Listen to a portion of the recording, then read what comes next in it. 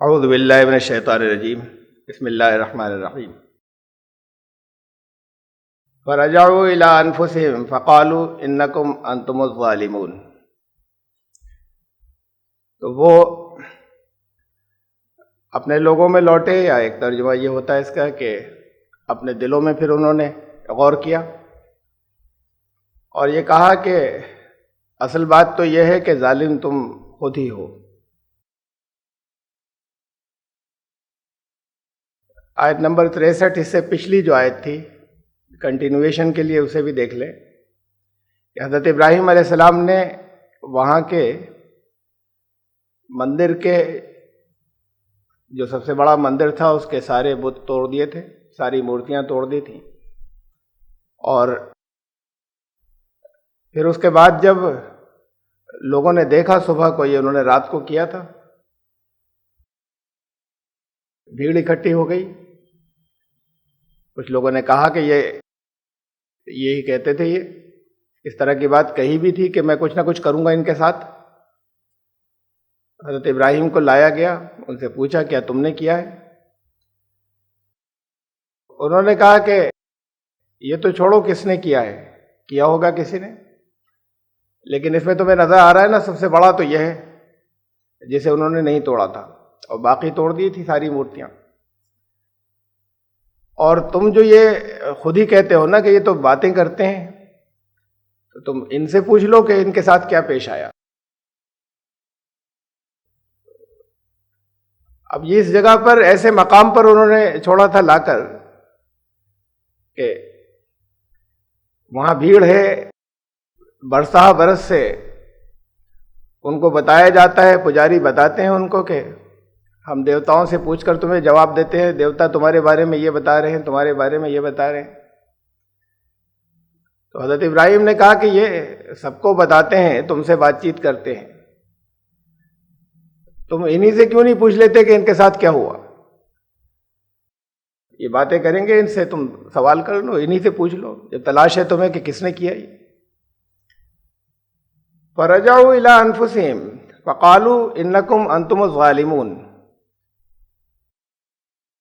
اب اس جواب کے بعد جب انہوں نے اپنے اندر ٹٹولا تو کوئی جواب انہیں بن نہیں پڑا واپس، اور اندر سے تو دل یہ ملامت کر رہا تھا کہ یہ تم لوگ خود ہی ظالم ہو، یہ مورتیاں اس قابل نہیں ہے کہ یہ کچھ کر سکیں۔ ہم دلیلیں یہاں پر دیتے ہیں کہ یہ تو ایک مکھی بھی نہیں اڑا سکتے ہیں، ان کی پوجائیں کرتے ہو۔ سوامی دیانند سرسوتی کے بارے میں یہ قصہ مشہور ہے کہ ان کے بچپن کا، کہ انہوں نے مورتی کے اوپر سے پرساد کھاتے ہوئے دیکھ کر چوہوں کو، وہ اچانک ان کا ذہن جو ہے وہ جاگا، اور انہوں نے کہا کہ یہ کیسے بھگوان ہے؟ شیو کی مورتی کے اوپر چوہے دوڑ رہے تھے اور پرساد کھا رہے تھے رات کے وقت میں۔ یہ اس سے آگے کی بات ہے کہ وہ سب یہ ایک پریکٹیکل ایک ایکسپیرینس تھا سامنے سب کے، کہ سب ان کی مورتیاں ٹوٹی پڑی ہیں، اور ان کو انہوں نے چیلنج کیا کہ بھئی یہ تو تم سے سب بات چیت کرتے ہیں نا، اور ایک ان میں باقی بھی ابھی ہے، یہ سب وہ ہیں جو بگڑی بناتے ہیں، یہ دنیا کے سارے کام کرتے ہیں، تمہارے بڑے بڑے سارے کام کرتے ہیں، تو یا تو یہ جو سب سے بڑا ہے پھر اس نے کیا ہوگا، یا انہی سے پوچھ لو کہ تمہارے ساتھ یہ کس نے کیا۔ تو اب دل میں تو انہوں نے محسوس کیا کہ یہ ایک ڈیمانسٹریشن بالکل پریکٹیکل تھا جو سامنے آ گیا تھا۔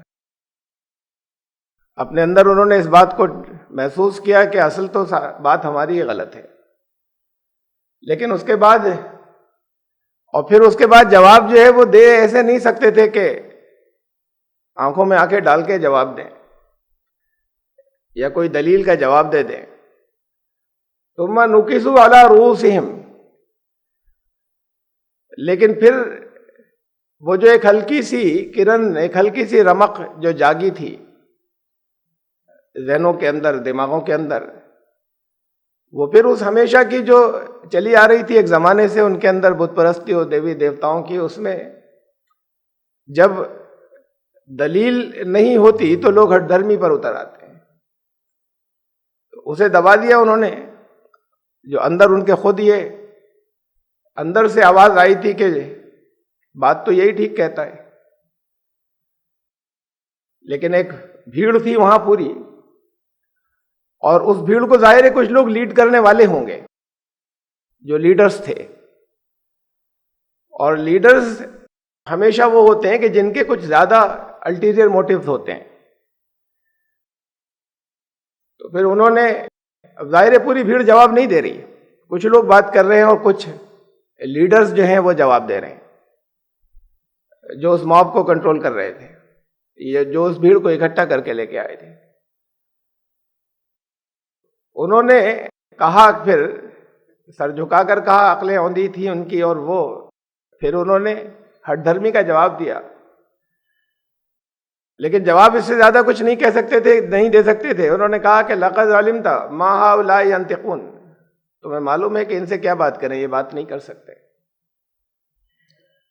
قال افتعبدون من دون اللہ ما لا ينفعكم شيء ولا يضركم، اور انہوں نے اسی کے لیے کیا تھا یہ کہ اب وہ وضاحت کر سکیں سب کے سامنے کہ پھر اس کے بعد ایک اللہ کو چھوڑ کر تم کن کی بندگیاں اختیار کیے ہو، کن کی پوجائیں کر رہے ہو. ما لا ينفعكم شيء ولا يضركم، نہ تم میں سے کسی کو کسی بھی طرح کا یہ نفع پہنچانے کے لائق ہیں اور نہ کسی بھی طرح کا یہ نقصان پہنچانے کے لائق ہے. تو خود ٹوٹے پڑے ہیں. ان کی پوجائیں کیا کرتے تھے، اسی موقع کے لیے کیا تھا انہوں نے. اور پھر انہوں نے اب کھل کر اپنی بات کہی.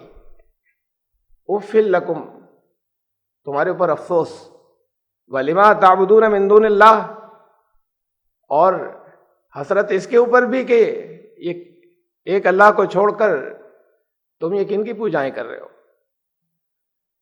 افلا تعقلون، عقل سے ذرا بھی کام نہیں لیتے. دیکھیے قرآن شریف نے جگہ جگہ کثرت سے عقل کو استعمال کرنے پہ بہت زور دیا ہے. حضرت ابراہیم علیہ السلام شروع سے ہی عقل کے راستے ہی سے انہوں نے توحید پائی، انہوں نے اپنے رب کو پہچانا. وہ جب نبی نہیں تھے، ابھی بہت کم عمر تھے. اور قرآن خود خطاب کر کے جب آپ سے جو کچھ کہتا ہے اس میں جب توجہ دلاتا ہے کہ یہ کائنات میں چاروں طرف گواہیاں بکھری پڑی ہیں، تم لوگ عقل کیوں نہیں استعمال کرتے. حضرت ابراہیم علیہ السلام نے بھی ان کی عقل کو اپیل کیا کہ افلا تعقلون. قرآن ثبوت دیتا ہے اور ثبوت مانگتا بھی ہے.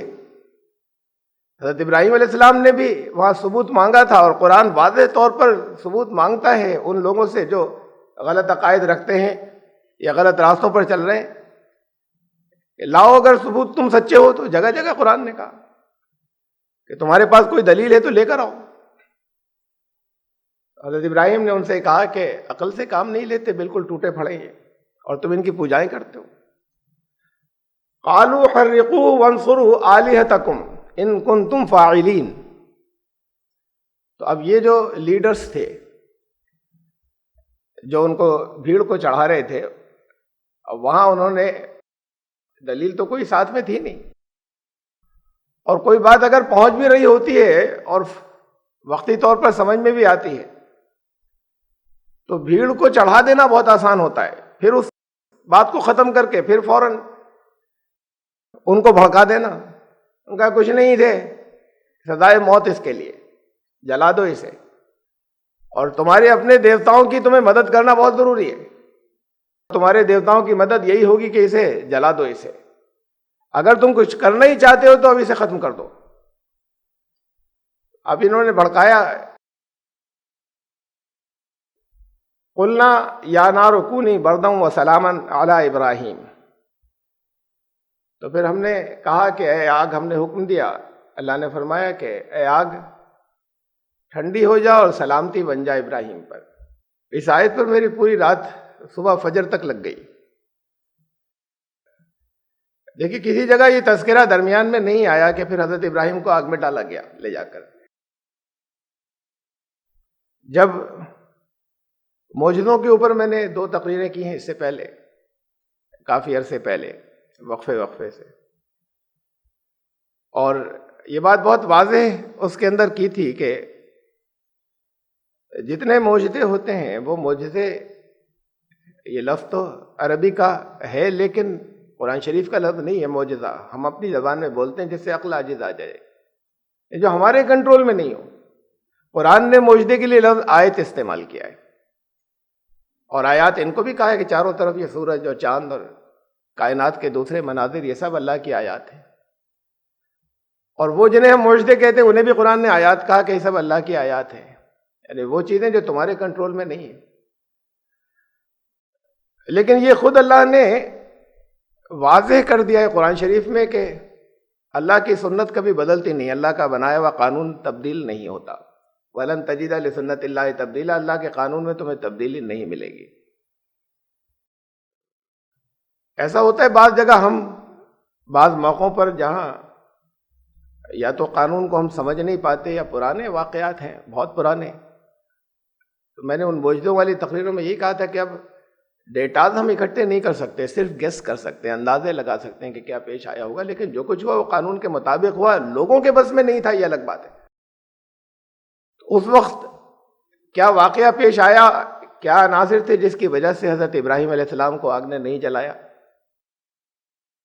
وہ اگر ڈیٹاز آج موجود ہوں جو آج نہیں موجود ہیں، سائنٹیفک ڈیٹاز، سیمپلز موجود ہوں، اس وقت ایٹماسفیئر میں کیا چیزیں تھیں، کس چیزوں کی لیئر جسم کے اوپر کیسے چڑھی تھی جس کی وجہ سے آگ نے نہیں جلایا، تو ہم کہہ نہیں سکتے، یہ نہیں بتا سکتے۔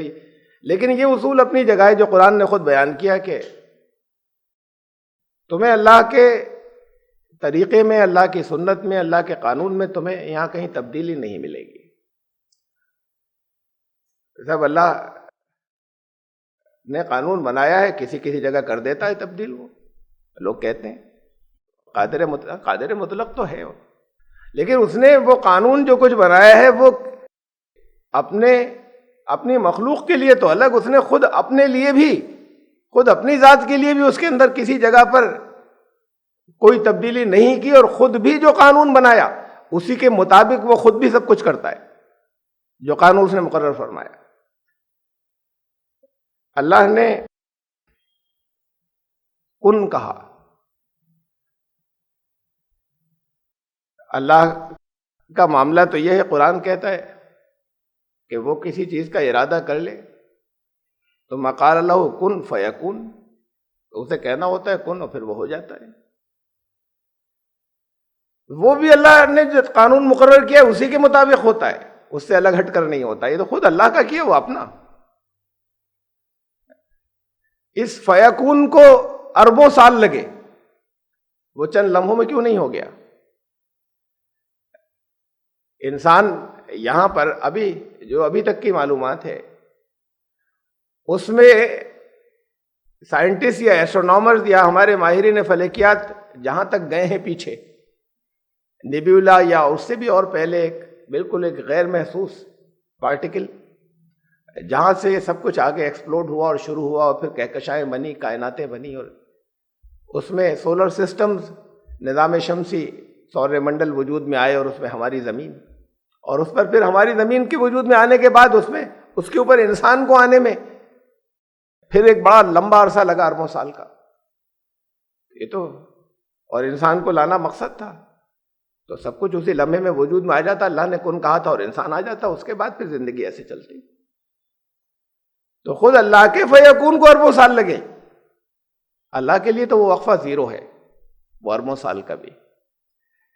لیکن اللہ نے جو قانون اس کائنات میں رکھ دیا اس میں خود اس کے اپنے اعمال اور اس کے اپنے افعال، اور جو کچھ خود اللہ تعالیٰ چاہتا ہے کہ یہاں پر ہو اور اس کے لیے کہہ دیتا ہے، حکم دے دیتا ہے کہ یہ ہو جائے، وہ بھی اسی قانون کے مطابق ہوتا ہے۔ مخلوقات کی بات تو الگ۔ یہ بہرحال چونکہ سمجھ میں نہیں آتا تھا، اور بہت سے بعض جو معجزے اور دوسرے انبیاء کے تھے، آج کی سائنس کی روشنی میں ان کے انٹرپریٹیشن بہت سے آئے سمجھ میں، انسانوں کے بس کی بات نہیں تھی اس موقع پر مقابلہ کرنا، لیکن وہ ہوتا وہی تھا جو کچھ اسباب و قانون سے ممکن تھا، انہی کے ذریعے ہوتا ہے سب کچھ۔ آگ میں جلے کیوں نہیں تھے؟ پھر یہ چونکہ کل یہ آیت ہی آ گئی تھی براہ راست جس کے بارے میں مجھے یہاں پر تشریح کرنی ہے، تو پھر خاص طور سے اسی پر پھر رک کر بہت وقت لگا، پوری رات ہو گئی اور فجر کے بعد تک میں اسی پر لگا رہا، پرانی چیزیں نکالیں، ساری احادیث دیکھیں، پرانی کتابیں دیکھیں،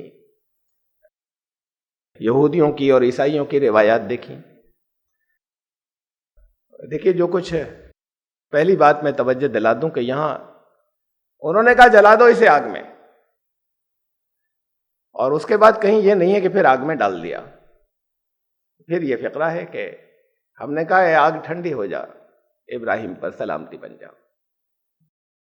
ابھی اس کے آگے دیکھیں اگلی آیت، وَأَرَادُوا بِهِ كَيْدًا، ارادہ کیا تھا انہوں نے ارادہ کیا تھا کیا؟ ایک فریب کا، دھوکے کا۔ قید کہتے ہیں جس میں کے اندر کوئی خفیہ تدبیر ہوتی ہے یا دھوکہ اور فریب ہوتا ہے، تو انہوں نے ایک دھوکہ دینے کا، ایک فریب کا ارادہ کیا تھا۔ اس میں دھوکہ دینے کی کیا بات تھی؟ جلا دیا ان کو، اور بہرحال اپنی طرف سے انہوں نے آگ بھڑکائی گئی، اور پھر حضرت ابراہیم علیہ السلام کو آگ نے اگر نہیں جلایا تو کہ فَجَعَلْنَاهُمُ الْأَخْسَرِينَ، اور پھر خسارے میں رہے وہ لوگ، گھاٹے میں رہے۔ حضرت ابراہیم بچ گئے، گھاٹا کیا تھا ان کا؟ گھاٹا کیا تھا؟ اور پھر یہاں پر اگلی آیت میں ہے کہ انہوں نے ایک فریب کا ارادہ، ایک دھوکے کا ارادہ کیا تھا، انہوں نے ڈاج دے رہے تھے لوگ، ایک دھوکے کا ارادہ کیا تھا، اس کے بعد گھاٹے میں وہ خود رہے۔ یہ الفاظ خود غور طلب ہیں اور توجہ چاہتے ہیں اس بات کی کہ اس کے اندر دھوکہ دینے والی بات کیا تھی، یا قید کیا تھا، فریب جو ان کا تھا وہ کیا تھا، اور پھر انہیں خود کیسے گھاٹا ہوا؟ ٹھیک ہے، جو وہ نہیں کر سکے، حضرت ابراہیم علیہ السلام کو جلا نہیں سکے، نہیں جلا سکے، اس میں خسارے کی یا گھاٹے کی بات کیا ہوئی؟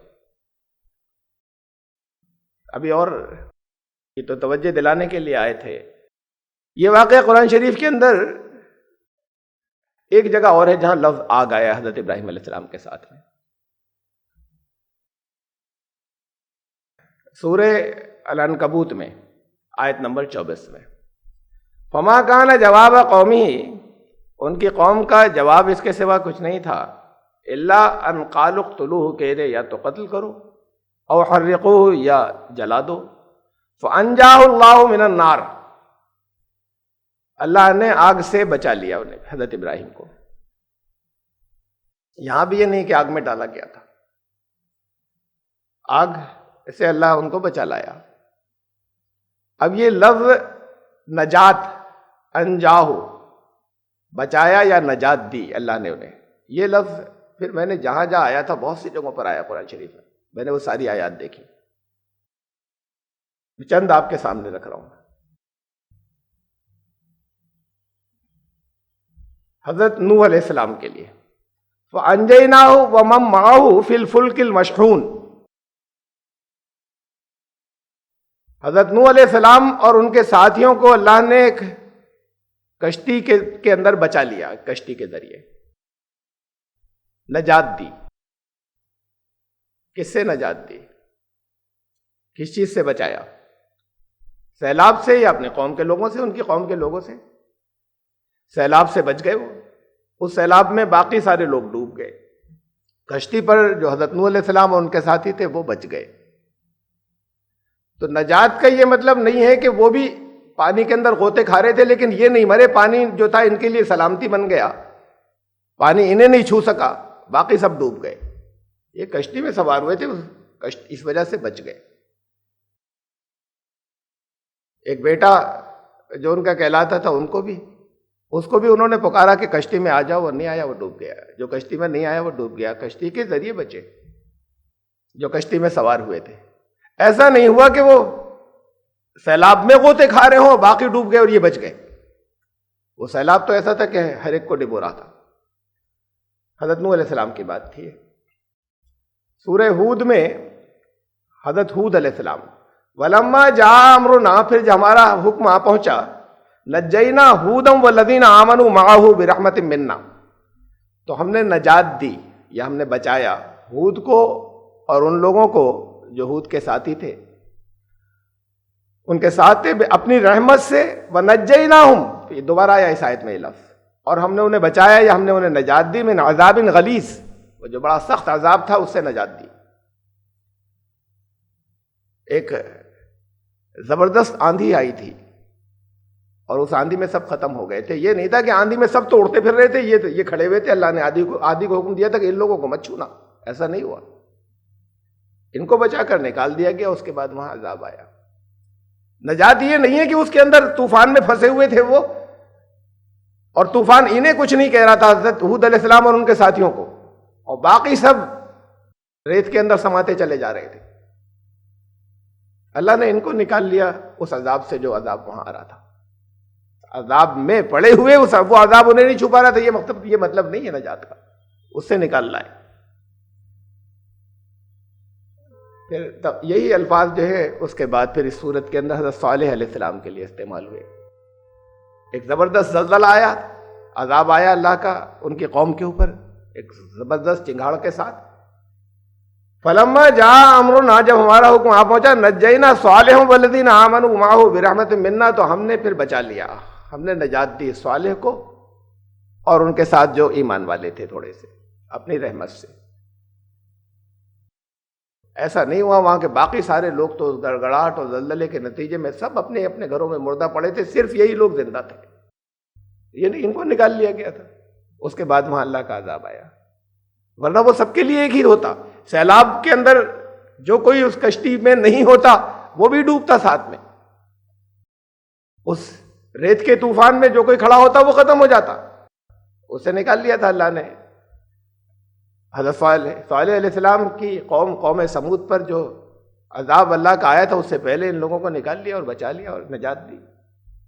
پھر اسی صورت کے اندر اس کے آگے حضرت شعیب علیہ السلام کے لیے پھر یہی الفاظ استعمال ہوئے ان کی قوم کے لیے، وَلَمَّا جَاءَ أَمْرُنَا نَجَّيْنَا شُعَيْبًا وَالَّذِينَ آمَنُوا مَعَهُ بِرَحْمَةٍ مِنَّا، جب ہمارا حکم آ پہنچا تو ہم نے شعیب کو بچا لیا اور ان کے ساتھ جو ایمان والے تھے اپنی رحمت سے۔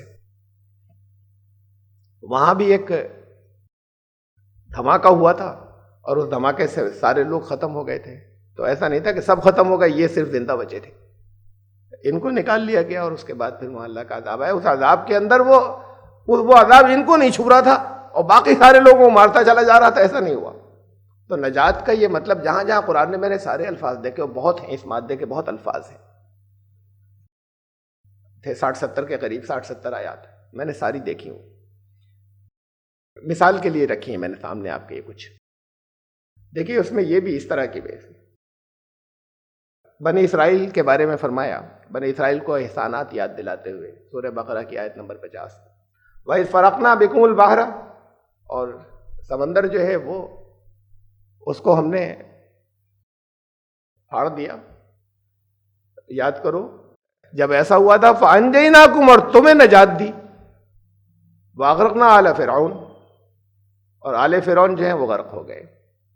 تو وہ جس وقت یہ لوگ گزرے تو پانی وہاں سے ہٹا ہے، یا اس مقام سے گزرے جہاں پر پانی نہیں تھا، تو اللہ نے ان کو تو بچایا اور ان کو غرق کر دیا۔ وہ اس مقام سے نہیں گزرے یا وہاں پر پانی آ گیا تھا اور پانی تھا، جو پانی ہٹ گیا تھا اور وہ سارے ڈوب گئے۔ ایسا نہیں ہوا کہ وہ پانی تو یہاں پر بھی تھا اور یہ اس کے اندر سے دوڑتے بھاگتے نکل گئے۔ یہ جو بنی اسرائیل تھے حضرت موسیٰ کے ساتھ میں، یہ تو اس میں تھے، بھاگتے ہوئے نکل گئے فراٹے سے پانی کے بیچ میں سے، اور وہ پانی نے ان کو غرق کر دیا۔ وہ پانی تو ان کو بھی غرق کرتا اگر یہ اس مقام پر اس شکل میں پانی ہوتا اور ساتھ میں سب جا رہے ہوتے۔ تو پانی نہیں تھا، پانی ہٹایا گیا، یہ لوگ گزرے اور پھر باقی غرق ہو گئے آل فرعون، اس لیے کہ اس وقت وہاں پہ پانی تھا۔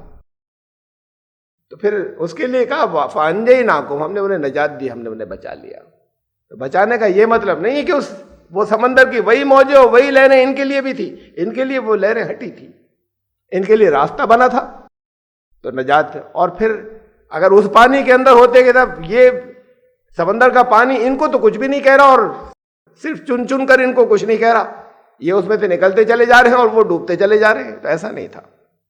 تو جہاں جہاں بھی قرآن شریف کے اندر یہ ہے. اور پھر ایک اور دیکھیں مثال اس میں، یہ ان کی مثال ہے وہ جو مچھلی والے تھے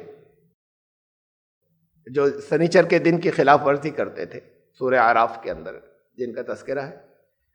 اور پھر ان کی وجہ سے پھر وہاں پر ان کے لیے حکم یہ تھا کہ وہ سنیچر کے دن شکار نہ کیا کریں. شکار کیا، وہ مچھلی پہ ان کی اکانومی ساری تھی، کوئی دنیاوی کام نہیں کیا کرے. اور اللہ کی طرف سے یہ آزمائش آئی کہ مچھلیاں صرف سنیچر کو آتی تھی اور باقی دنوں میں غائب ہو جاتی تھی. تو لوگ وہاں کے پھسل گئے، اچھے اچھے لوگ. اس میں سے انہوں نے طرح طرح سے توجیحات کی، طرح طرح سے انٹرپریٹ کیا قانون کو، سب خلاف ورزی کرنے لگے. تھوڑے سے لوگ بچے تھے جو قائم تھے، ان میں بھی دو گروپ بن گئے.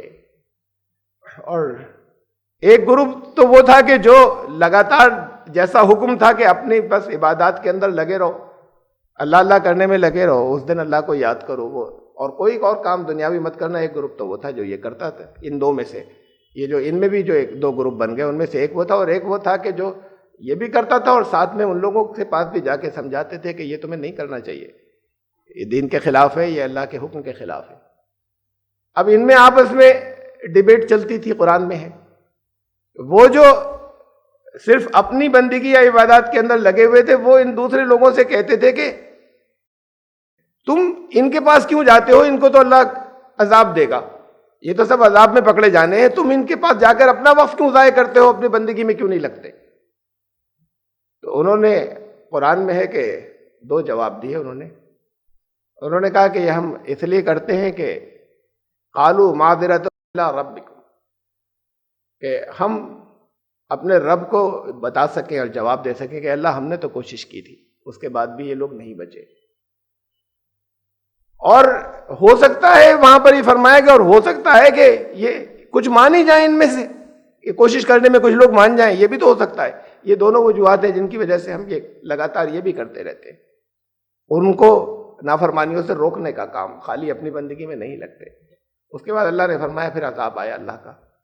اس عذاب میں سب پکڑے گئے، صرف یہ لوگ بچے جو برائیوں سے روکنے کا کام کرتے وہ ہے یہاں. فلما نسوا ما ذکروا به انجینا الذین ینهون عن السوء. اور پھر جب جو ان سے کہا گیا تھا، جو اصل حکم تھا، جو ریمائنڈر تھا، اسے جب وہ بھول گئے، انجینا الذین ینهون عن السوء، تو ہم نے نجات دی، ہم نے بچایا صرف ان کو جو برائیوں سے روکنے کا کام کرتے تھے. وہ جو اپنی عبادات میں لگے تھے سمجھ کر کہ ہم تو احکامات کی پوری پیروی کرتے ہیں، وہ بھی عذاب میں پکڑے گئے. وہ جو کوئی بھی عذاب تھا، جس طرح کا تھا، اس کی تفصیلات نہیں ہے ہمارے پاس. لیکن ایسا نہیں تھا کہ وہ عذاب نے ان لوگوں کو نہیں چھوا، ان کو نکال لیا گیا، ان کو اللہ نے بچایا. وہ عذاب چن چن کر صرف کچھ لوگوں کو چھوڑتا ہوا نہیں چلا گیا جو اللہ کا عذاب آیا تھا. ایک مقام پھر میں نے ساری آیات نکالی، اس طرح کی آیات سے میں چونکہ رکھ دوں سامنے، کہیں کنفیوژن ہو سکتا ہے بات کو. کوئی ہے چند آیات ایسی جس سے یہ محسوس ہو کہ نہیں عذاب کے اندر گرفتار تھے، اسے بھی نجات کہتے ہیں. سورہ بقرہ کی آیت نمبر 49، وَإِذْ نَجَّيْنَاكُمْ مِنْ آلِ فِرْعَوْنَ، اور جب ہم نے نجات دی تمہیں بچایا. بنی اسرائیل سے کہا جا رہا ہے، آل فرعون سے. یسومونکم سوء العذاب، تمہیں بڑا سخت عذاب میں وہ تمہیں انہوں نے پھانسا ہوا تھا. اس کے آگے ہے کہ یذبحون ابناءکم ویستحیون نساءکم وفی ذلکم بلاء من ربکم عظیم، کہ تمہارے مردوں کو، تمہارے بچوں کو، لڑکوں کو وہ چھوڑ دیتے تھے اور کو وہ ذبح کر دیتے تھے اور لڑکیوں کو چھوڑ دیتے تھے، اور بڑی سخت عذاب تھا، بڑی سخت آزمائش میں تم پڑے ہوئے تھے. تو یہ تو عذاب میں تھے، بنی اسرائیل جی نے بچایا عذاب کے اندر. اس پہ غور کر لیں، اس بات میں عذاب میں تھے.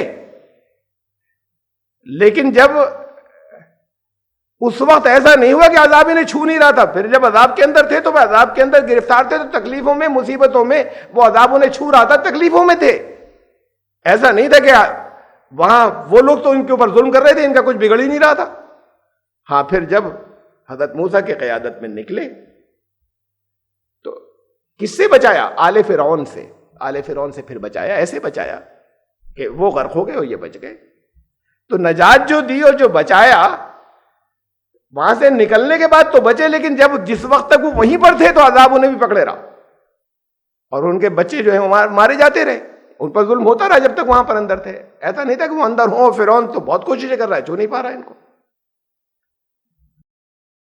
قرآن شریف میں نے ساری آیات دیکھی, جہاں جہاں لفظ انجینا, نجات, نجینا, ہم نے بچایا, ہم نے نجات دی کسی مصیبت سے, کسی عذاب سے, ان تمام جگہوں پر مفہوم یہ ہے کہ اس عذاب میں وہ نہیں پھنس سکے اور اس سے پہلے ہی نکال دیا گیا, اس سے الگ کر دیا گیا. ایسا نہیں ہوا کہ اس عذاب نے انہیں نہیں چھوا, بلکہ اس کے اندر اس عذاب میں جانے نہیں دیا اللہ نے, اس سے نکال دیا. یہ ہے نجات. نجات یہ نہیں کہ اندر پڑے ہوئے اور ہر جگہ پہ قرآن شریف.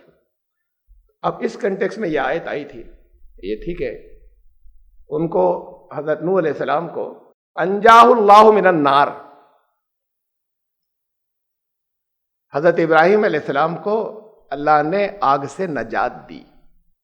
دیکھیے میں نے اتنی آیات آپ کے سامنے رکھی اور آپ اور جا کر قرآن شریف کی باقی آیات کو دیکھیے جو اس مادے کی اس لفظ کے ساتھ میں آئی ہیں. میں نے 60-70 دیکھی ساری آیات.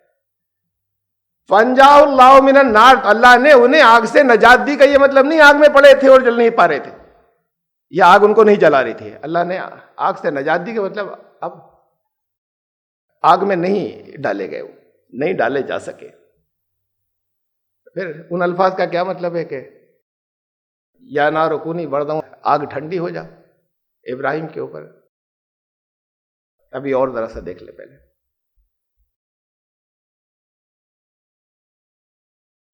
بائبل کے اندر یہ الفاظ ہیں,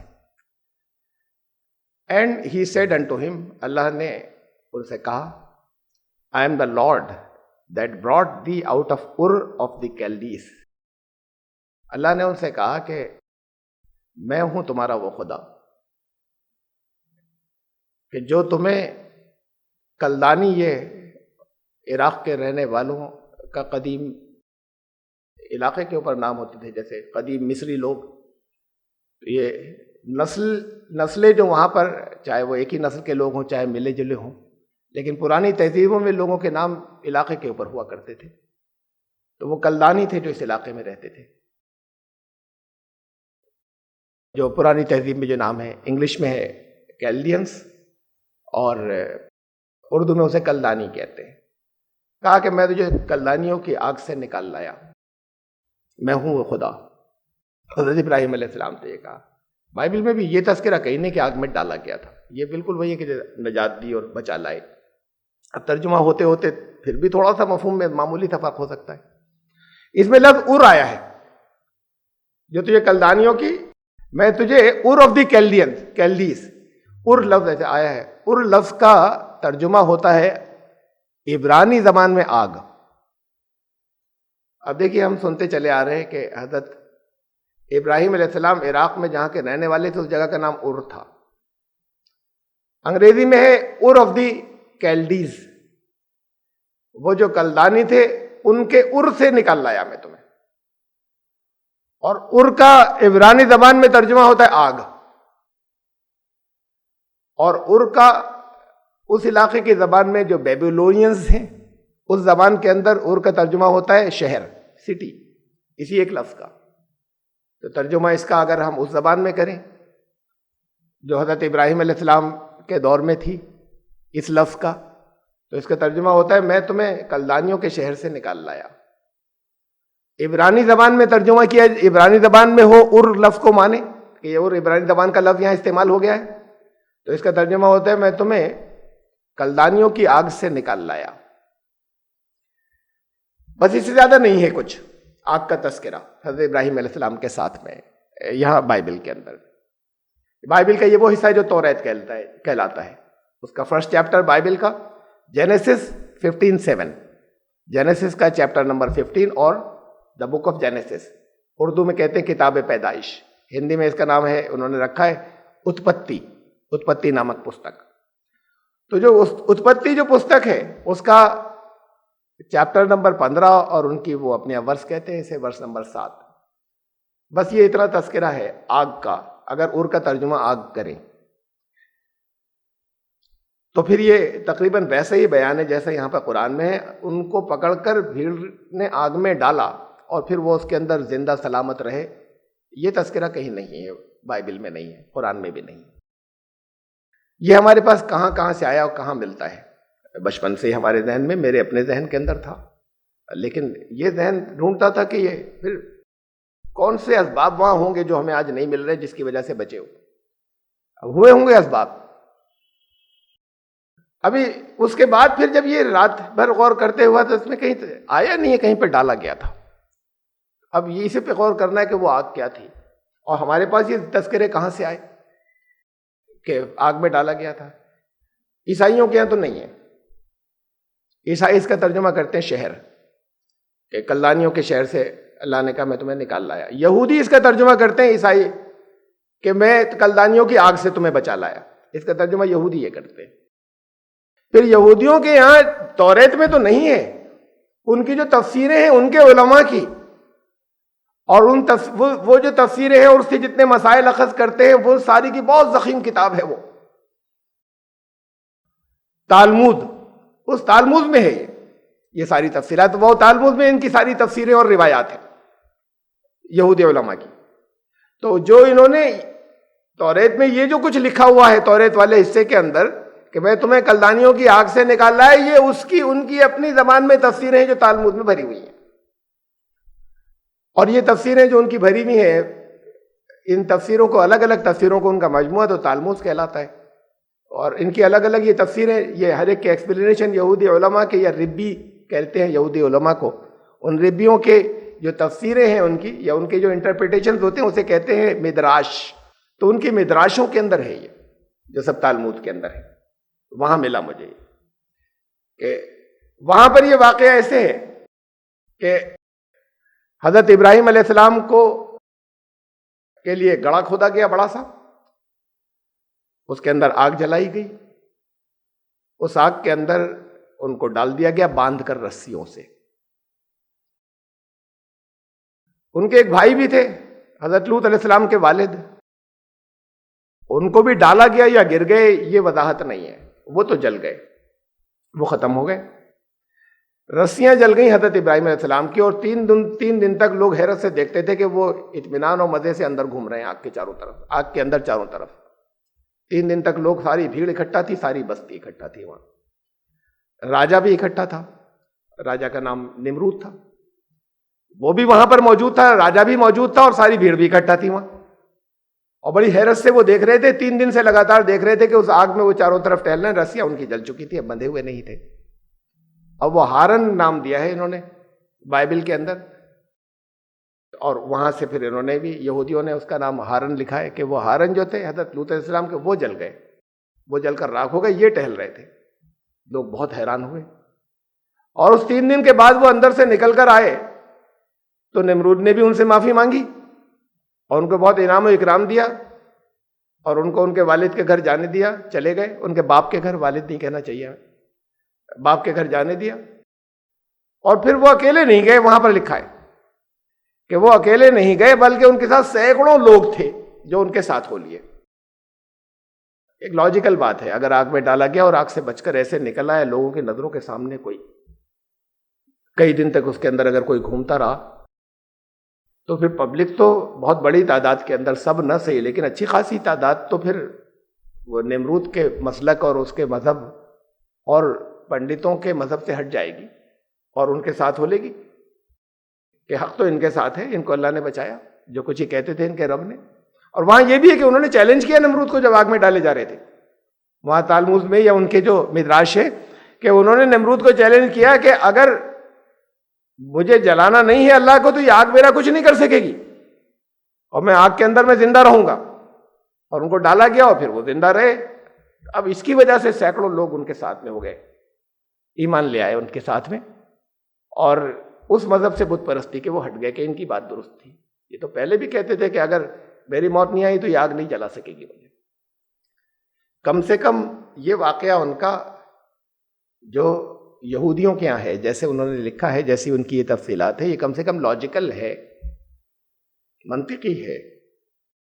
بھیڑ بہت بڑی ایمان لے آئے گی ان کے اوپر جب ایسا ہوگا۔ تو ہمارے یہاں کوئی زیادہ نمک مرچ لگا کر آیا ہے جو ان کی روایات میں، اور کہیں نہیں ہے یہ صرف یہودیوں کے علماء کی تفسیروں میں ہے اور کہیں نہیں ہے، تو وہاں سے ہمارے آیا۔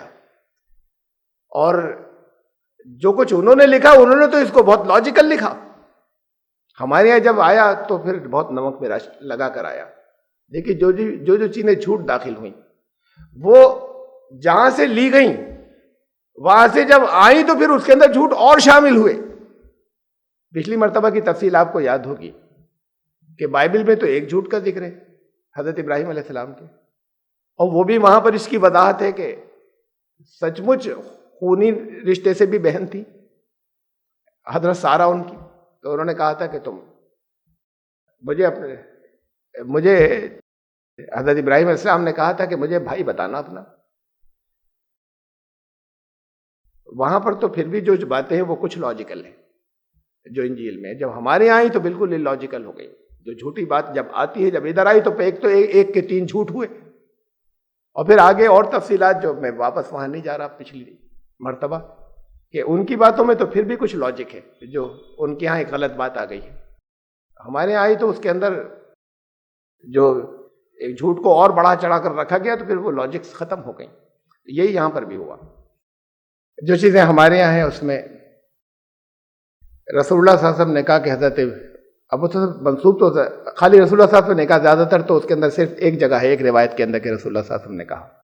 باقی جگہوں پر تو پھر وہ مختلف اقوال ہیں. 40 دن تک یا 50 دن تک آگ بھڑکائی گئی. ایک شخص کو مارنا ہے, ایک لڑکے کو. ہمارے یہاں تو ہندوستان کے اندر تو جلانے کا بڑا رواج ہے نا. جب موب آتا ہے تو وہ خالی قتل نہیں کرتا ہے, وہ جلاتا بھی ہے. اپنی عورتوں کو جلا دیتے, مارنا ہوتا ہے تو کسی اور طریقے سے قتل کرنے جلا دیتے ہیں. وہ خود بھی جب سوسائڈ کرتے ہیں تو جل جاتے. اب بڑی تکلیف دہ موت ہے, لیکن جلنے کا کچھ ایسا یہاں پر سب کانشیس مائنڈ کے اندر آ گیا کہ سوسائڈ بھی کرتے ہیں تو اپنے اوپر مٹی کا تیل چھڑک کے آگ لگا دیتے ہیں. بڑی تکلیف دہ موت ہوتی ہے, گولی مار لے, زہر کھا لے. تو ہمارے یہاں تو جلنے کے سین چاروں طرف ہیں, فسادات کے اندر جلائے جانے کے, زندہ جلا دینے کے. زیادہ سے زیادہ جہاں بہت سے لوگ ہیں 8-10 بھی ہوں تو ایک لڑکے کو پکڑ کے ایک رسی سے ایک پیڑ میں باندھ دے, جلا دیں. مارنا ہی تو ہے نا. یا یہ ہے کہ کوئی اس کی راکھ کا ٹکڑا بھی نہ ملے, جان سے مارنا ہے. اور یہ ہے کہ جلا دو. موب تو ویسے ہی پٹائی کرنا شروع کرے تو وہ ختم ہو جائیں گے. مارنا ہے نا, جان سے مارنا ہے. اس کے لیے اتنے پینز لینے کی بھی کیا ضرورت ہے؟ یہ کلچر تو یہاں کا ہے, ہندوستان کا, کہ مارنا ہے تو جلا کر ماریں گے. لیکن بہرحال انہوں نے سوچا کہ جلا دیا جائے. یہ تو ایک آواز تھی کہ قتل کر دو. یہ دونوں باتیں ہیں نا قرآن, قتل کر دو, کسی نے کہا جلا دو. بھیڑ نے یہ کہا تھا.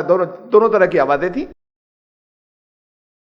بھیڑ جب کسی کے اوپر, ابھی چند دن پہلے یہی واقعہ آپ کے سامنے ہوگا نا اخباروں کے اندر, وہاں نوئیڈا کے پاس کے گاؤں میں افواہ اڑائی کے فلاں ایک شخص کیا, وہ ایک اکیلا مسلمان تھا ہندوؤں کے گاؤں میں. اس کے بارے میں افواہ اڑا دی کہ اس کے گھر گائے کا گوشت ہے. وہ پورے ہندوؤں کے گاؤں میں گائے لاتا کہاں سے؟ اور پھر وہ بھیڑ آئی اور موب آیا اور اس نے, وہ بہت کہتا رہا کہ بھئی یہ تو بکرے کا گوشت رکھا ہے میرے یہاں, میں گائے کہاں سے لاؤں گا. لیکن پھر کسی نے نہیں سنی, اور پھر وہ تو زخمی پڑا ہے بیٹا, اور اسے جان سے مار دیا. مارا بہت تو جب مارا بہت تو مر گیا وہ. یہ بھیڑ مارتی ان کو تو وہ ختم ہو جاتے. اچھا جلانا ہی تھا, اب جلانے کے لیے اہتمام کرنا ہے. کیا طریقہ ہے کہ جلانے کا اہتمام کرنا ہے کہ انہیں روک دو, پہلے گڈھا کھودیں گے. مارنا تھا تو مار دیتے. وہ تو پھر موب جس وقت مشتعل ہوتا ہے اس وقت تو پھر اسی وقت سب حملہ کر دیتے. کسی کے ہاتھ میں کچھ ہوتا وہ بھونک دیتا. کوئی خالی ویسے ہی مارتے, اتنی بھیڑ مارتی تو وہ مر جاتے, ختم ہو جاتے. اب روک دیا گیا اور گڈھا کھودا جا رہا ہے کہ بھئی اسے مارنا ہے نا, قتل کرنا ہے تو گڈھا کھودا جا رہا ہے. لکڑیاں لائی جا رہی ہیں, جلائی جا رہی ہیں. چلیے یہ سب ان کے یہودی علماء کے ذہن کی باتیں, جس کی تفسیر انہوں نے یہاں پہ کی. ار لفظ کا ترجمہ جب آگ تھا تو جیسے قرآن نے کہا کہ ہم نے آگ سے کہا کہ آگ ٹھنڈی اور سلامتی ہو جائے, ٹھنڈی ہو جاؤ سلامتی بن جائے. ایسے وہاں تھا کہ تمہیں کلدانیوں کی آگ سے نکال لایا اللہ نے کہا کہ میں ہی وہ ہوں جو نکال کر لایا. اب ان کی تشریح ان کے ذہن کے اندر چل رہی کہ گڈھا کھودا گیا, اس کے اندر لکڑیاں جلائی گئیں. اچھا گڈھا کھودنے میں کسی ایک آدمی کو, ایک لڑکے کو مارنا ہے, ایک گڑھا کھودنا ہے, کتنا بڑا کھودیں گے؟ اور بھیڑ ہے پوری, کھود لیں گے 2-3 گھنٹے میں. اس میں لکڑیاں ڈال بھی دیں گے جب باندھ کر ڈالا جا رہا ہے, اور ظاہر ہے ایسے نہیں ڈالیں گے. جب باندھ کر ڈالا جا رہا ہے تو وہ مارنا ہی تو ہے نا. راکھ کا کوئی ذرہ بھی نہ ملے یہ نہیں ہے تو باندھ کر ڈال دیں گے، تھوڑی سی لکڑیاں ڈال کے جلا دیں گے، تھوڑی نہیں بہت سی ڈال دیں گے اس کے اندر۔ اب یہاں ہمارے یہاں یہ ہے، وہاں پر تو یہ ہے کہ گڈھا کھودا گیا اور اس کے اندر آگ جلائی گئی اور ان کو باندھ کر ڈال دیا گیا، اور 3 دن تک وہ اس کے اندر لوگ حیرت سے دیکھتے رہے کہ وہ رسیاں تو جل گئیں، وہ ٹہل رہے اندر اسی آگ کے اندر۔ یہاں یہ کہ 40 دن یا 50 دن جو ہے، مطلب یہ دونوں الفاظ ہیں، 40 دن یا 50 دن، ایک روایت میں کسی میں 40 دن ہے، کسی میں 50 دن تک وہ آگ بھڑکائی جاتی رہی۔ تو یہ 40-50 دن لگ رہے ایک، پھر وہ اتنی بڑی آگ تھی کہ یہ جو ہمارے یہاں جو الفاظ ہیں مختلف روایات کے اندر، وہ اتنی بڑی آگ تھی کہ روئے زمین پر اتنی بڑی آگ کبھی آج تک نہیں جلائی گئی۔ یہ ایک لڑکے کو مارنا ہے، اتنی بڑی آگ تھی، اور جب اتنی بڑی آگ دہک گئی جو 40-50 دن سے جس کی تیاری لگاتار چل رہی تھی، اور اس بیچ میں عورتیں منتیں مانا کرتی تھیں، نظر مانا کرتی تھیں، اگر کوئی کام ہوتا تھا کہ میرا اگر کام یہ ہو جائے تو میں بھی ابراہیم کو جلانے کے لیے کچھ لکڑیاں لے کر جاؤں گی اور اس میں ڈالوں گی۔ اب یہ اتنے دنوں کی بات ہے جب چل رہی ہے، 2 مہینے سے تیاری جلانے کی کہ ایسا جلایا جائے کہ یہ بچے نہیں۔ تو 2 مہینے سے تیاری چل رہی ہے تو بستی کی عورتیں نظر مان رہی ہیں اور منتیں مان رہی ہیں کہ میں بھی لکڑیاں ڈالوں گی اس کے اندر، فلاں کام میرا ہو جائے۔ اب 50 دن کے بعد پھر جا کر وہ آگ ایسی ہو سکے جب ان کو یقین ہوا کہ یہ اس میں جل جائیں گے۔ اب اتنی بڑی آگ کے اندر جو پوری روئے زمین پر کبھی آج تک جلی ہی نہیں، اتنی بڑی آگ کے قریب کون جائے؟ تو اس کے لیے جو وہاں پہ لفظ ہے وہ منجنیق، یعنی ایسا سمجھ لیجیے جیسے کوئی غلیل ہوتی ہے اسے کہتے ہیں، یعنی کوئی جھولا سا تیار کیا گیا کہ دور سے کسی طریقے سے پھینکا جا سکے اور اس میں اس کے ذریعے ان کو آگ میں ڈالا گیا۔ جانور نکلے بہت چاروں طرف سے، آگ جب اتنے بڑے حصے کے اندر بھڑکائی گئی تو زمین کے جانور تھے، اندر تھے، کچھ جنگل کے تھے، جو بھی جانور آتا تھا وہ کسی طریقے سے اس آگ کو بجھانا چاہتا تھا سوائے گرگٹ کے۔ یہ سب الگ الگ روایات کے اندر ہیں جو میں رکھ رہا ہوں، مختلف الگ الگ صحابہ کے نام سے کہ یہ ان کی یہ ہے، ان کی یہ ہے، ان کی یہ روایت ہے۔ ہر جانور اسے بجھانے کی کوشش کر رہا تھا اس آگ کو، لیکن وہ گرگٹ جب آیا تو اس نے پھونک ماری، وہ منہ کو پھلا کر اور ایک پھونک ماری کہ کسی طریقے سے اور بھڑکا دوں میں اس کو۔ تو وہ گرگٹ جو ہے وہ فاسق ہے، رسول اللہ صلی اللہ علیہ وسلم نے فرمایا کہ گرگٹ فاسق ہے، اس لیے گرگٹ کو ہمیشہ مار دینا چاہیے۔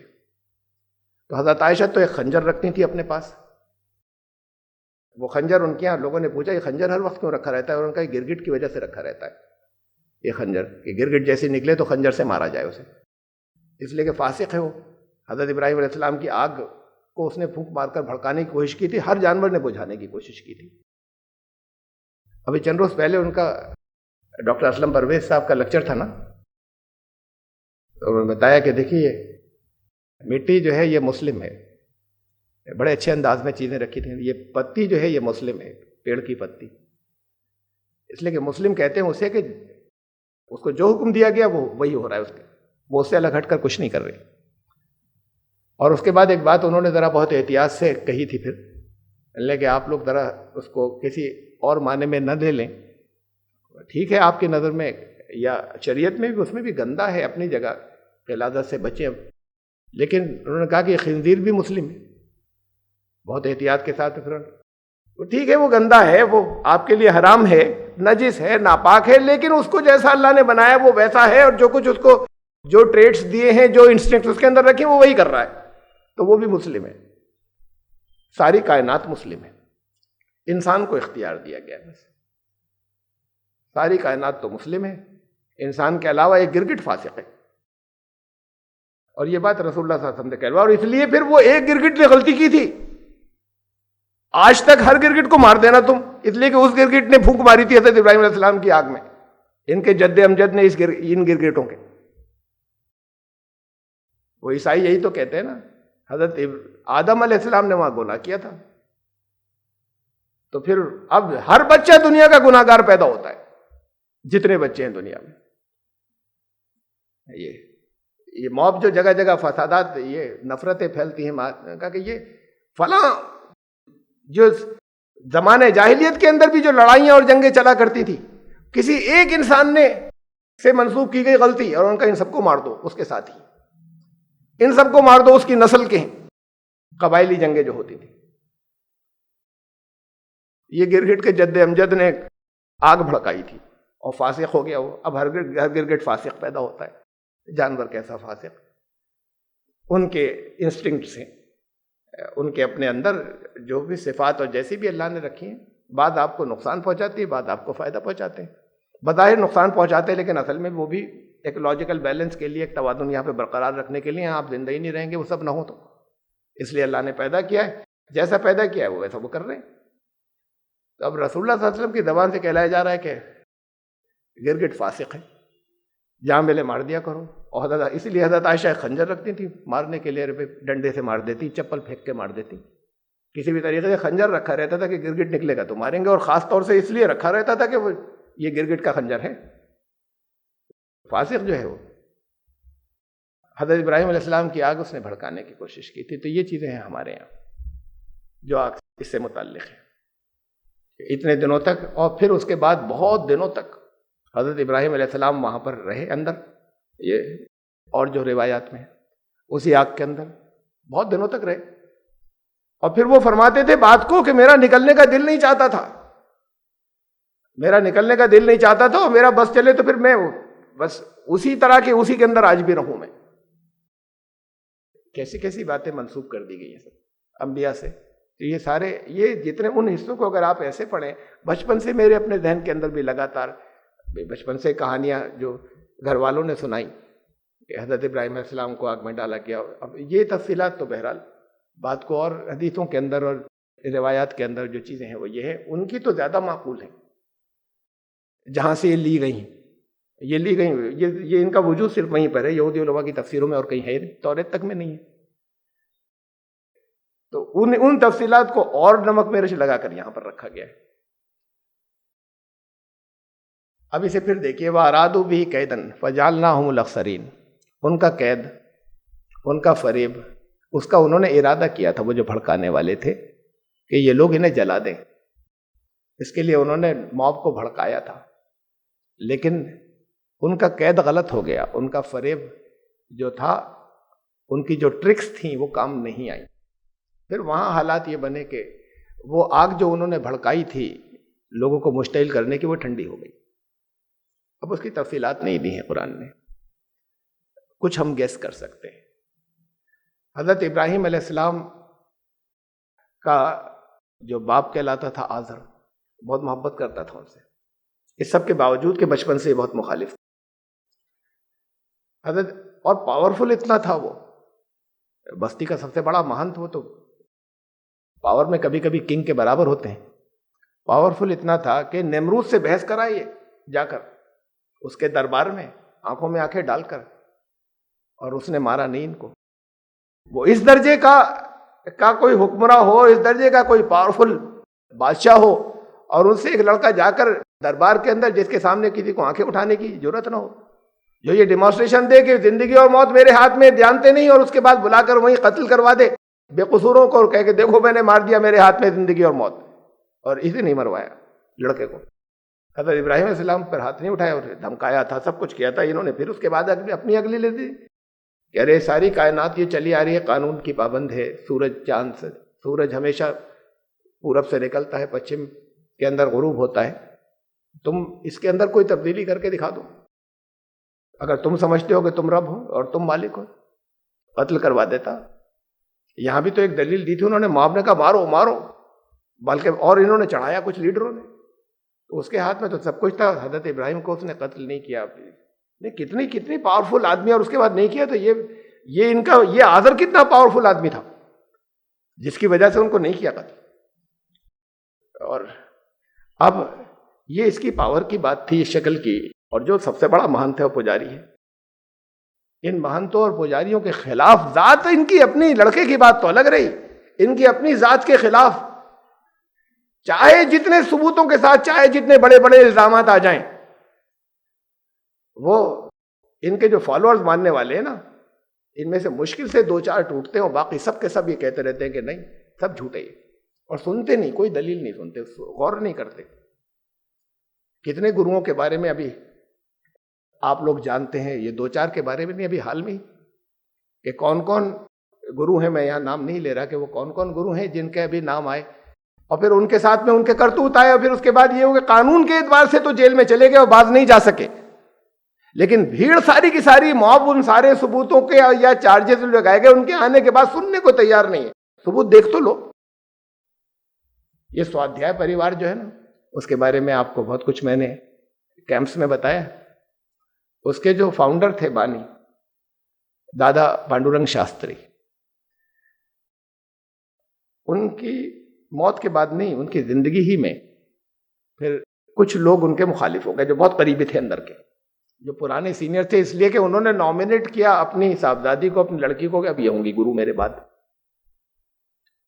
پھر ان لوگوں نے ڈیٹیلز دی, وہ ڈیٹیلز وہ کہہ رہے ہیں ثبوت ہیں ہمارے پاس, ثبوتوں کے ساتھ دیکھ لیجئے آپ کہ گجرات کے فسادات کے لیے انہوں نے کئی ارب روپے اکٹھے کیے, ہمارے پاس تو ثبوت ہے. انہوں نے کہا ہم رسید دکھانے کو, ایک تو ہمارے سامنے موجود ہے وہاں کی برانچ کے اندر, امریکہ کے, انہوں نے شہر کا نام بتایا کہ اس برانچ کے اندر آپ کو تاریخ ہم بتا سکتے ہیں, اس لیے کہ ہمارے سامنے بھیجے گئے تھے.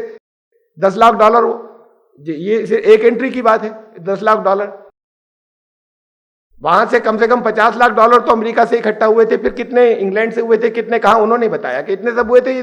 ہم تو صرف ایک ڈیٹ کی بات بتا رہے ہیں آپ کو کہ $10 لاکھ فلاں جگہ فلاں بینک سے بھیجے گئے تھے, آپ آج نکلوا لیجئے وہاں سے ریکارڈ. اور یہاں پر ان کے یہاں جو ریکارڈ میں جمع کیے گئے اور ان سے پوچھا گیا, جو ان کا فائنینسز کا ارینجمنٹ کرتے تھے, ان سے پوچھا گیا تو وہ انہوں نے جو بتایا وہ بڑی معمولی سی رقم بتائی کہ اتنے پیسے آئے ہیں. پورے گجرات میں ان کا کہنا یہ تھا کہ آپ تحقیق کر کے دیکھ لیجئے, کہیں کچھ نہیں بنایا. اور پبلسٹی یہ کی تھی کہ ہم نے بہت سے گھر بنا دیے, ان کا اربوں روپے یہ لے کر آئے گجرات کے فسادات کے, اور ایسی دوسرے اور ناموں پر یہ سب انہوں نے اکٹھے کر لیے. ہم سے کہتے تھے کہ سارا کام جو ہے وہ سب کچھ ایشور کے لیے ہو رہا ہے, اور یہ دولت ساری انہوں نے خود اکٹھی کی اپنی, اب اس کے بعد اپنی لڑکی کو وہ اپنا جانشین بتا کر جا رہے ہیں. تو پھر اور بھی بہت سے باتیں وہ کہتے ہیں, چارج لگاتے ہیں. میں نے تو صرف اسے پڑھا ہے, میں نے کوئی ثبوت نہیں دیکھے, لیکن وہ کہتے ہیں ثبوت لوگ دیکھتے کیوں نہیں, ہم ثبوت دے رہے ہیں. بھیڑ کی بھیڑ جو ہے وہ کہتے ہیں کہ کوئی ثبوت, وہ تو بہت نیک آدمی تھے, بڑے اچھے آدمی تھے. اور اس کے بعد پھر ان کا مرڈر کر دیا گیا. وہ خود USA میں رہتے تھے جنہوں نے یہ چارج لگایا, سب سے پہلے لگایا تھا, جو پھر اور بھی بہت سے لوگوں نے لگایا. وہ USA میں رہتے تھے, ان کے بہت قریبی فالوور تھے پہلے پانڈورنگ شاستری کے, ان کا مرڈر ہو گیا. مرڈر یہاں انڈیا میں ہوا, آئے ہوئے تھے وہاں USA میں. انہوں نے اپلیکیشنز کئی بار دی تھی کہ مجھے فلاں ایئرپورٹ پہ دھمکی دی گئی, تمہیں جان سے مار دیں گے, اس سلسلے کو روکو. ڈائریکٹ انہوں نے یہ سب رپورٹیں کی تھی, لیکن یہاں گجرات آئے ہوئے تھے, یہاں پر مار دیا گیا انہیں اور مرڈر ہو گیا ان کا. بات یہ ہے کہ ایک دو گروؤں کی بات تھوڑی ہے, کتنے یہ گرو جو کہلاتے ہیں, ان کے کتنے ہتھ کنڈے اور کتنے دھندے عوام کے سامنے آتے, اور ان کے فالوورز جو ہے وہ آنکھیں بند کر کے وہ ثبوت نہیں دیکھنا چاہتے, وہ دلیل نہیں سننا چاہتے, وہ آنکھیں بند کر کے انہیں کے ساتھ لگے رہتے ہیں. اور جو لوگ بتاتے ہیں کہ ہم ثبوتوں کے ساتھ کچھ چیزیں لائے ہیں, انہیں وہ مار دیتے ہیں یا انہیں بھگا دیتے ہیں یا انہیں ان کی بات نہیں سنتے.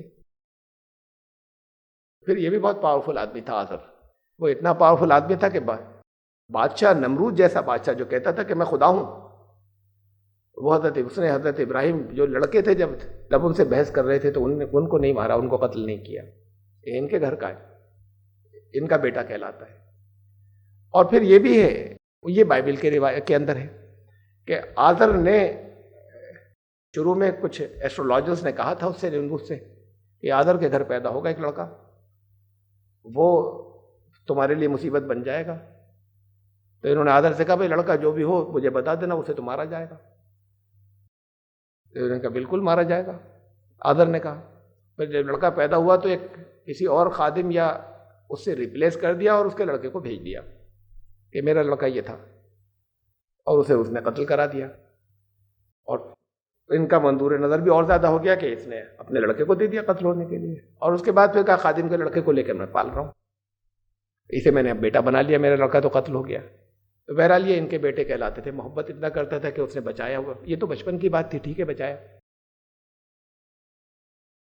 دیکھیے آخر وقت کی بات ہے کہ پورے نظام کو, یعنی مذہبی نظام کو بچپن سے ہلا رہے ہیں یہ, لیکن حضرت ابراہیم علیہ السلام کو کچھ نہیں کہہ رہا, ہر جگہ ڈیفینڈ کر رہا ہے. آخری بات ان کی حضرت ابراہیم علیہ السلام کی, اسے دیکھیے جب وہ گھر سے نکلے, اذ قال لأبیہ یا ابت لم تعبد ما لا یسمع ولا یبصر ولا یغنی عنک شیئا. اپنے باپ سے کہا حضرت ابراہیم نے کہ ان کی کیوں بندگی کرتے ہیں, کیوں پوجائیں کرتے ہیں, نہ سنتے ہیں نہ دیکھتے ہیں, اور آپ کا کچھ بھی کسی طرح کا آپ کو فائدہ نہیں پہنچا سکتے. یہ باپ سے اپنے کہہ رہے ہیں یہ یا بتے, اس کے تو ساری سلطنت اسی کی تھی, اس کا تو سارا نظام انہی چیزوں کا تھا, یہ ان کو سمجھا رہے تھے. یہ اس وقت کی بات ہے جب یہ پیغمبر ہو چکے ہیں. جب باغ میں ڈالا گیا تھا تب جوان تھے, قرآن میں نوجوان تھے, پتن لفظ آیا نوجوان تھے. جب نمرود سے بحث کیے تب اور چھوٹے تھے, اور اب اس وقت کی بات جو ہے یہ نبی ہو چکے ہیں. تو اس کا مطلب یہ کہ اب یہ بات بھی دیکھ لیجئے کہ جب آگ سے بچ کر نکلے ہیں, وہ آگ سے بچ کر نکل گئے, تو وہاں پر تو یہ ہے کہ وہ بھی امپریس ہوا, نمرود بھی, اور اس نے انعام و اکرام دیا اور اپنے باپ کے گھر جانے دیا. لاجیکل بات ہے, اور بہت سے لوگ بھی ان پر ایمان لے آئے, بہت بڑی تعداد کے, جسے تم مانتے ہو اسے اب ہم بھی مانتے ہیں. یہاں کی بات یہ ہے کہ ایک اور میں بھول گیا آپ کو روایت بتانا کہ وہ نمرود بھی وہیں کھڑا تھا اس گڑھے کے کنارے جس کے اندر حضرت ابراہیم علیہ السلام آرام سے لیٹے تھے یا عیش کر رہے تھے اندر آگ کے اندر.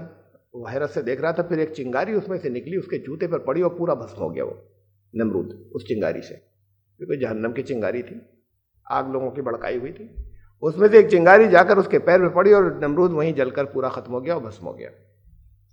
اب نمرود وہاں ختم ہو گیا. یہ سب یہ ہمارے یہاں ساری چیزیں موجود, یہ میں بھول گیا تھا.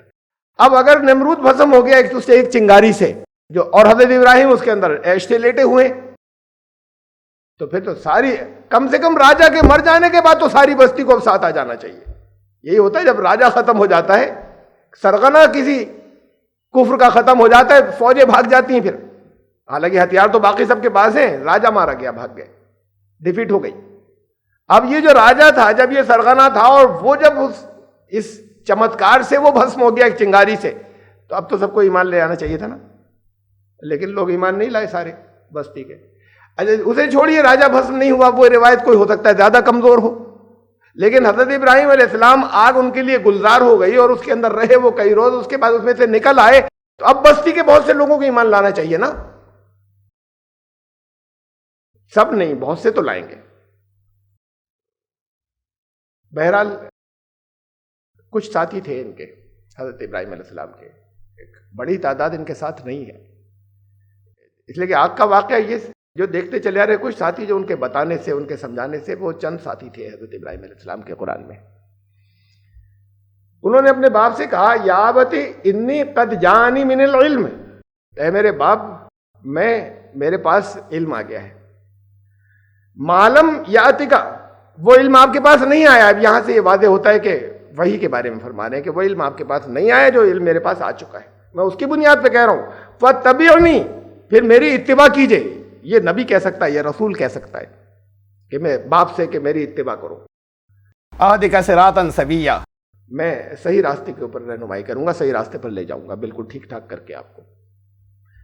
اور انہوں نے کہا, یا ابت لا تعبد الشیطان ان الشیطان کان للرحمن عصیا, اے میرے باپ شیطان کی چھوڑیے یہ بندگی, آپ شیطان کے بندے بنے ہوئے ہیں, اور شیطان جو ہے وہ تو بہت ہی ناشکرا ہے, بہت نافرمان ہے رحمان کا.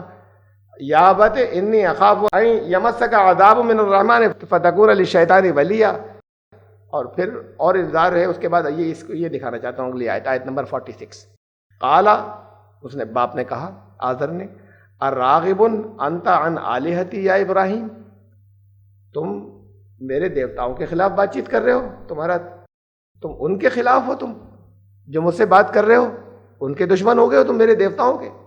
لئن لم تنتہی لارجمنک واہجرنی ملیا, اب تم نظروں سے کچھ عرصے کے لیے تو دور ہو جاؤ, اب نکل جاؤ یہاں سے کچھ دنوں کے لیے, ورنہ پتھر مار مار کے ہلاک کر دوں گا کچھ دنوں کے لیے. جب سارے نظام کو بچپن سے ان کے درہم برہم کر رہے ہیں, گھر سے نہیں نکالا ہے, یہ آخری بات ہے. اب نبی ہونے کے بعد کہہ رہے ہیں آپ میری اتباع کریں, آپ میری پیروی کریں, اور یہ, اور پھر گھر کے اندر جب ہر وقت شروع ہو گئی ہے ان کی دعوت کے پہلے تو اپنے گھر کے اندر ہوگی, پیغمبر ہونے کے بعد تو پھر ایک دن اس نے غصے میں آ کے کہا کہ اب کچھ دنوں کے لیے تو چلے جاؤ, نظروں سے دور ہو جاؤ, اتنا غصہ آ گیا ہے مجھے کہ میں پتھر مار مار کے ہلاک کر دوں گا. یہ نہیں کہا کہ ہمیشہ کے لیے نظروں سے دور ہو جا. یہ محبت تھی, محبت بہت کرتا تھا, اور اس محبت کی یہ قدر تو اتنی تو تھی حضرت ابراہیم علیہ السلام میں بھی, جو انہوں نے جاتے جاتے سلام کر کے کہا کہ میں دعا کرتا رہوں گا. گئے, پھر نہیں آئے واپس, اس لیے کہ بعد میں قرآن کہتا ہے کہ جب ان کو یہ یقین ہو گیا کہ یہ نہیں مانے گا تو پھر انہوں نے چھوڑ دیا اس دعا کرنے کو بھی, اس کے لیے کہ یہ تو جہنم میں جل کر رہے گا، اس کا یقین ہو گیا بات کو انہیں، تو واپس نہیں آئے۔ اس نے کہا تھا کچھ دن کے لیے نظروں سے دور ہو جا، کہ بیٹے سے اتنا زیادہ طیش آ گیا ہے۔ یہ محبت بے پناہ کرتا تھا ان سے، حالانکہ اصل باپ نہیں تھا، اصل والد نہیں تھا ان کا۔ اس نے ہر اس کی وجہ سے، اس کے اسٹیٹس کی وجہ سے، اس کی پاور کی وجہ سے ہر جگہ حضرت ابراہیم علیہ السلام کو پروٹیکشن ملا، ایون شاہ کے دربار میں پروٹیکشن ملا، اس پر ہاتھ نہیں اٹھایا جا سکا۔ پھر وہ موب جو تھا آذر نے آ کے ٹیکل کیا ہوگا جب آ گیا، تو یہ تو گرو ہے، پھر باقی لوگ یہ بھڑکانے والے اور لوگ تھے، یہ بھڑکانے والے ممکن ہے وہ لوگ رہے ہوں لیڈران۔ گرو کے نیچے ایک ٹیم ہوتی ہے نا جو آنا چاہتی ہے، بعض وہ لوگ ہوتے ہیں جو اندر اندر سے باغی ہوتے ہیں اور آنا چاہتے ہیں، کھل کر اس کے خلاف تو بغاوت نہیں کر سکتے۔